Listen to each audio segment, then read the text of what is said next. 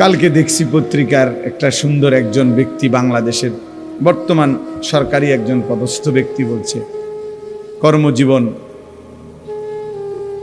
এমনভাবে শেষ করবেন যেন কর্মজীবনের শেষে হাতকড়া পড়তে না হয়। আফসোস, আফসোস এটা যে কেমন জিন্দিগি, যে জিন্দিগি হাতের আঙ্গুলের ইশারায় দাপটে পুরা আদালত প্রাঙ্গণ থরথর করে কাঁপত। আজকে সেই মানুষ যখন আদালতে যায় তো সাধারণ মানুষ পিছন দিয়ে থাবড়ায়। হায় অহংকারী, অহংকার, হায় ক্ষমতা, হায় ক্ষমতা, কি নিদারুণ অপমান। নির্বাক তাকায় রয়েছে, একটা শব্দ উত্তর দেয় না। কি বলবে এরপরে? আর কি বলবে এরপরে? আর কি বেইজ্জতি হইতে পারে যে পথচারী ঘাড় সাইয়া থাপড়াইতেছে পুলিশের ব্যারিকেডের ভিতরে?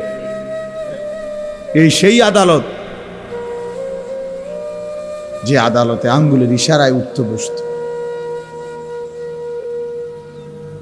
তাহলে অহংকারের দুনিয়া যদি এতটা অপমানজনক হয়, তার আখিরাত কি হবে?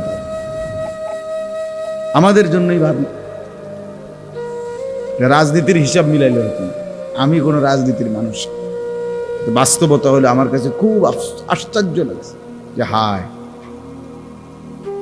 কি স্বার্থপর এই দুনিয়া, কি ভীষণ স্বার্থপর, কি আশ্চর্য। এই জন্য ছেলেরা তোমরাও মনে রাখো, একদিন এই নাফরমানির এই জিন্দিগি নিয়ে, নামাজ নাই, সেজদা নাই, আল্লাহ নাই, নারী, ছবি, মোবাইল, অস্থির দৃশ্য নিয়ে যদি একদিন জীবন শেষ হয়, কুত্তাও নাম নিত না। বলুন, কুত্তাও নাম নিত না। কুত্তা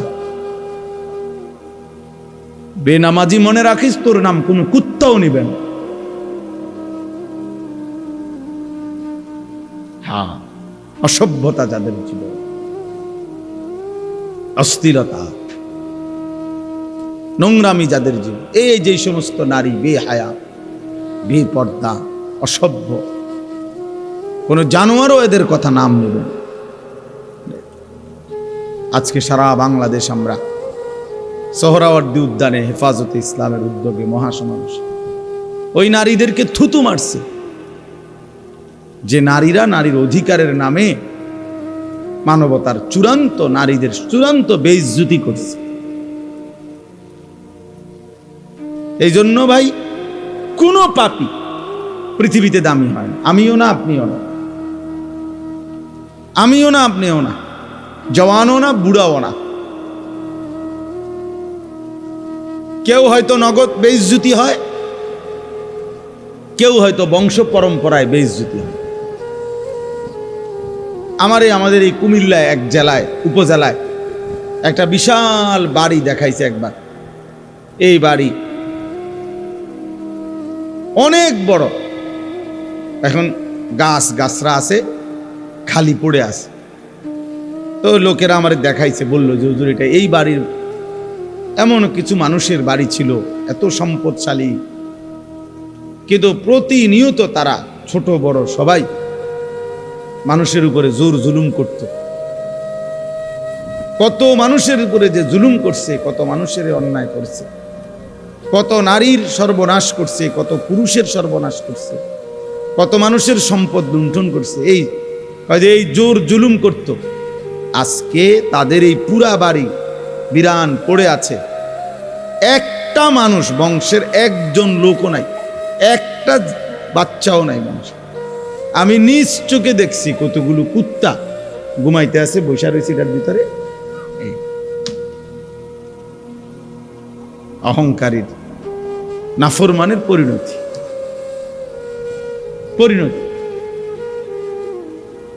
এই জন্য প্রিয় ভাই, এই আমরা কয়জন যে কয়জনে আসছি শুনলাম, বুঝতে শিখি, বুঝতে শেখা দরকার। আল্লাহকে ছেড়ে তো ইজ্জত মেলে না, সম্মান মেলে না। হয় নগদ, নয়তো বংশ পরম্পরায় হলেও একদিন বেইজ্জতি হইতে হয়। আমার কাছে কিতাব আছে, তাফসীর আছে। ইমাম আমাশ রাহমাতুল্লাহ আলাইহি বলছে, প্রত্যেক সুদখোর পরবর্তী 40 থেকে বছরের ব্যবধানে তার বংশধরকে, পরবর্তী প্রজন্মকে আল্লাহ বেইজ্জতি করবেই করবে এবং নিশ্চিহ্ন করে দিবে। কোরআনুল কারীমের 17 নম্বর পারা, কোরআনুল কারীমের 22 নম্বর সূরা। সূরাটির নাম হচ্ছে সূরায়ে হজ। এই সূরার 2টি আয়াত 27-28। এই 2 আয়াত আমি আপনাদের সামনে তেলাওয়াত করেছি। এই 2 আয়াতের তর্জমা অল্প একটু কথা আপনাদের সামনে আমরা আরজ করতে চাই। ইব্রাহিম আলাইহিস সালাম আল্লাহ তাআলার একজন জলিলুল কদর নবী, আমরা সবাই নাম জানি। আল্লাহ তাআলার বন্ধু। ওয়াত্তাখাযাল্লাহু ইব্রাহিমা খলিলা। আল্লাহ তাআলা বলছেন যে আল্লাহ ইব্রাহিমকে বন্ধু বানিয়েছেন। কোরআনুল কারীমে আছে আল্লাহ তাআলা ইব্রাহিম আলাইহিস সালামকে বলছেন, ইন্নী জাইলুকা লিন্নাসি ইমামা। আমি তোমাকে গোটা বিশ্ব মানবতার জন্যে, সমস্ত মানুষের জন্য ইমাম বানানো। কোরআনুল কারীমের মধ্যে আছে আল্লাহ তাআলা ইব্রাহিম আলাইহিস সালামকে অনেকগুলো পরীক্ষা করছেন। সবগুলো পরীক্ষায় তিনি 100% উত্তীর্ণ হয়েছে। ওয়া ইযিবতালা ইব্রাহিমা রব্বুহু বিকালিমাতিন ফাআতাম্মাহুন্না। আল্লাহ তাআলা বলেন, আল্লাহ তাআলা তার ইব্রাহিমের অনেকবার অনেক কথা বলেই অনেকভাবেই পরীক্ষা করেছেন। তিনি সব পরীক্ষায় পূর্ণাঙ্গভাবে আদায় করেছেন। ইব্রাহিম আলাইহিস সালাম অনেক দিক থেকে ওনার অনেক বৈশিষ্ট্য। কোরআনুল কারীমের মধ্যে আল্লাহ তাআলা ইব্রাহিম আলাইহিস সালামের ব্যাপারেই বলছেন, হুয়া সাম্মাকুমুল মুসলিমিন। তিনি তোমাদেরকে মুসলিম নামে নামকরণ করেছেন। আমাদেরকে মুসলিম নামে তিনি নাম রেখেছেন। কোরআনুল কারীমের মধ্যে আছে আল্লাহ তাআলা বলছে, ইব্রাহিম আলাইহিস সালাম কানা উম্মাতান। ইব্রাহিম আলাইহিস সালাম একজন ব্যক্তি, একটা জাতি, মানে একজন ব্যক্তি একটা জাতি, অর্থাৎ এত বেশি ব্যক্তিত্ব, প্রভাব, এত বেশি ওনার সম্মান, মর্যাদা, খেদমত, যে আল্লাহ তাআলা বলছে সে একাই যেন একটা জাতি। এরকম অনেকগুলো মর্যাদা। সমস্ত মর্যাদার পিছনে একটা বড় কারণ হলো আল্লাহ তাআলা যতবারই পরীক্ষা নিয়েছেন, কঠিন থেকে কঠিন, প্রত্যেকটি পরীক্ষায় তিনি উত্তীর্ণ হয়েছেন। সবগুলো পরীক্ষা। তাফসীরের মধ্যে আছে, হযরত আব্দুল্লাহ ইবনে আব্বাস রাদিয়াল্লাহু তাআলা আনহুমা বলছেন, আল্লাহ তাআলা 30টি পরীক্ষা করছেন ইব্রাহিম আলাইহিস সালামকে। কোন কোন বর্ণনায় 70টার কথাও আছে। তো এই 30টা পরীক্ষা হোক আর 70টা পরীক্ষা হোক, সবগুলো পরীক্ষার মধ্যে মূল বক্তব্য ছিল একটা জিনিস, সেটা হলো আল্লাহ তাআলা বারবার দেখতে চেয়েছেন যে ইব্রাহিম সর্বোচ্চ ভালোবাসা আল্লাহকেই ভালোবাসে না মাখলুক, অন্য কিছু। এই মূলত পরীক্ষা সবগুলো। আগুনের কুণ্ডলী বলেন, নমরুদের মুখোমুখি বলেন, আর সন্তানকে জবাই করা বলেন, এবং আরো যা, সবগুলো পরীক্ষাতে আল্লাহ তাআলা বারবার চেয়েছেন ইব্রাহিমের কলিজা জুড়ে আল্লাহর ভালোবাসা সর্বোচ্চ কিনা।